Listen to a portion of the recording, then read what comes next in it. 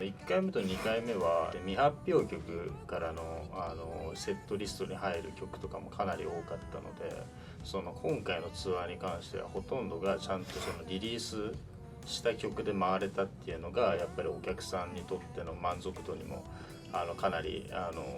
高くなった要因の一つかなとは思っていて、絶対聴いてる曲の方が満足度高いじゃないですか、日頃から聴いてる曲の方が。なのでそういうところでもかなりそのお客さんにとっては僕たちにとってもいいツアーができたんじゃないかなと思います。前回前々回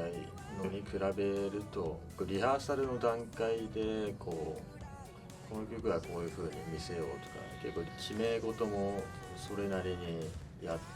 その中で崩していくみたいなことをチャレンジしたので大きく変わったのかなっていう点ですね。受け取ってもらう側を驚かしたいみたいなとか、またちょっと違うことやってるみたいな、そのなんかワクワクとかいい意味での期待を裏切りたいみたいな気持ちはあります。一曲アレンジしたらまたなんか初心者になった気持ちになるというか、前回と同じ音をなんかそのまま流用して使おうみたいなのはあんまりなくて、毎回自分なりにこの曲に対してどれがベストな音作りだったりフレージングなんだろうっていうのは考えてそうですね作ったりはしてますね。でも変化はありつつもここは変わんないっていう部分が絶対にあって、じゃあ例えばノスタルジックモダンっていうコンセプトを掲げているので、この部分はじゃあ80年代でここは今っぽくしようとか、じゃあ80だけどじゃあドラム新しい音だったりとか、なんかそういったレイヤーの仕方だったりとかは結構芯となる部分はしっかりそういう部分があるからこそ作れているのかなっていうのは感じますね。コード進行の部分だったりも大きいと思うんですけど、聴きやすい曲にはなってるなと思ってます。とは言いつつありきたりな例えばアルペジオのパターンにしないとか、この雰囲気のメロディーに対してこういうアレンジの人あんまいないなとかっていうとことかいろいろ考えてやりました。感覚の話なんて結構難しいですけど、言語化するのが自分が思うダサい方向に行きがちな曲をどうやってクールにするのかっていうのは結構考えたりはしますね。なんか僕が結構なんか大事にしてるのはアレンジする中でイントロだったり感想になんか印象的なフレーズを必ず入れようっていうのがあって、最近そういうアプローチしてる人なんか少なくなってきたなっていう感じがあって、だからあえて僕はそこは挑戦したいなと思ってます。歌以外のところでもキャッチーな方が聴いてる側やっぱいいメロディーが鳴ってる方が楽しいなって僕が個人的に思ってます、ね。コンセプトとかは最初別に決めてなくて、メロディーと歌詞パッてできて、でそのまますぐじゃあいいねいいねってなって、そのままもうギターのデモのまま渡して、そうですね、どんなことを考えながらやってました？ UK ギターロックみたいな感じは確実に合うなと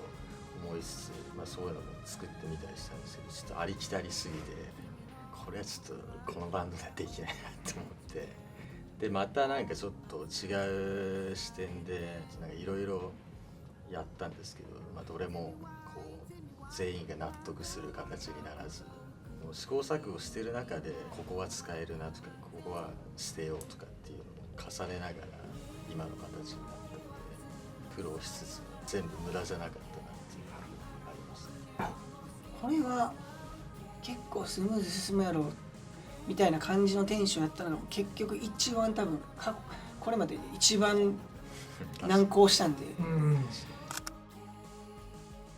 なるほど、多いんですか？実体験もありますし、その実体験の中に想像の部分入れてみたりとか、結構ミックスしてます。サビのフレーズに関してはもう一瞬でこれやなっていうのが出てきて、そのアロンアルファとかに関してはそうやって思ったんやったらそれを歌詞に書いてみようかなっていう本当に難しくは考えてないですね。思った通りに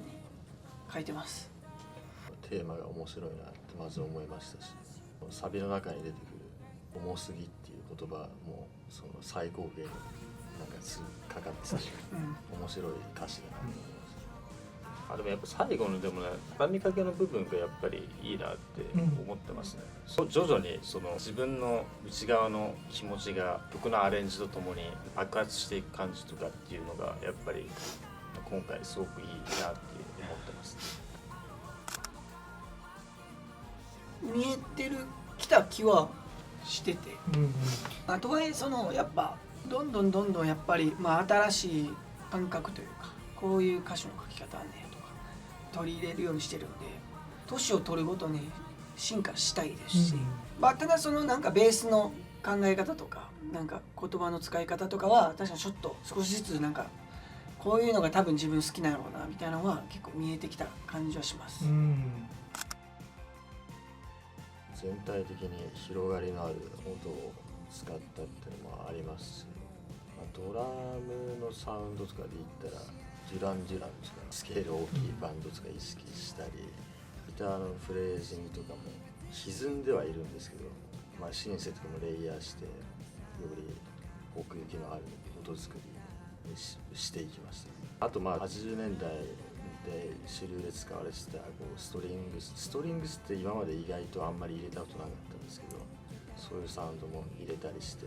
音をたくさん重ねたんで、壮大な感じになってます。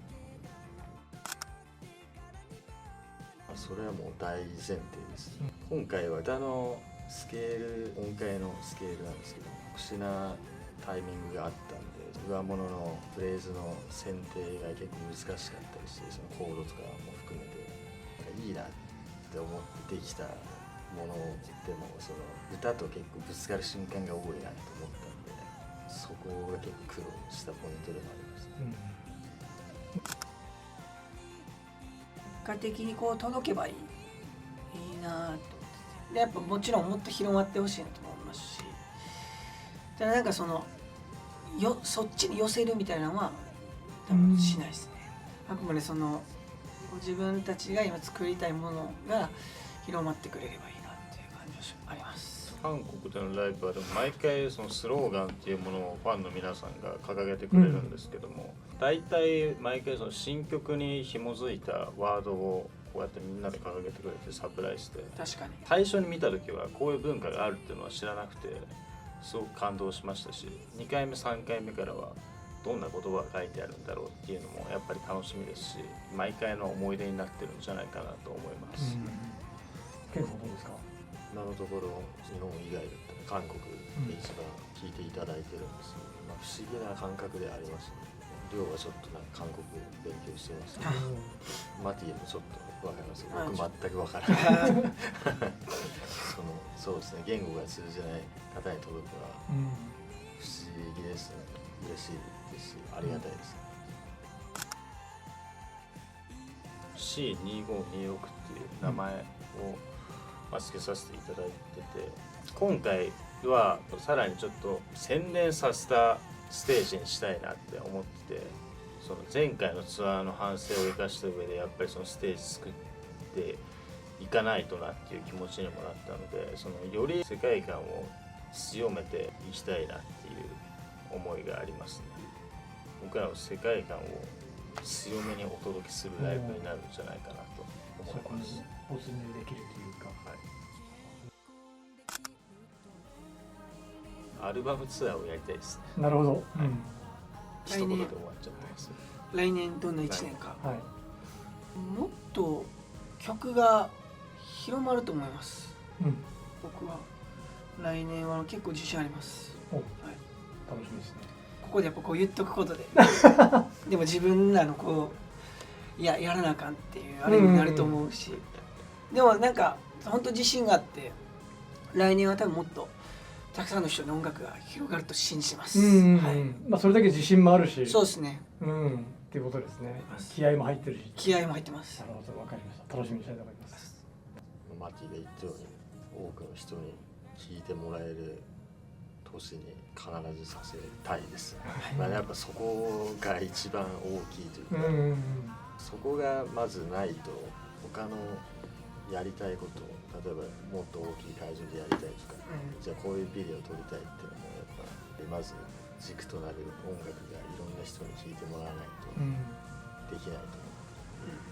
うので、まずそこが第一目標でありますね。じゃあ貪欲に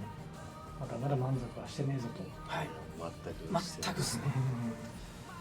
ギラギラやっていきましょう。頑張ります。ありがとうございます。頑張ります。いい形で2026年幕を開けられることを期待しております。ありがとうございます。ありがとうございます。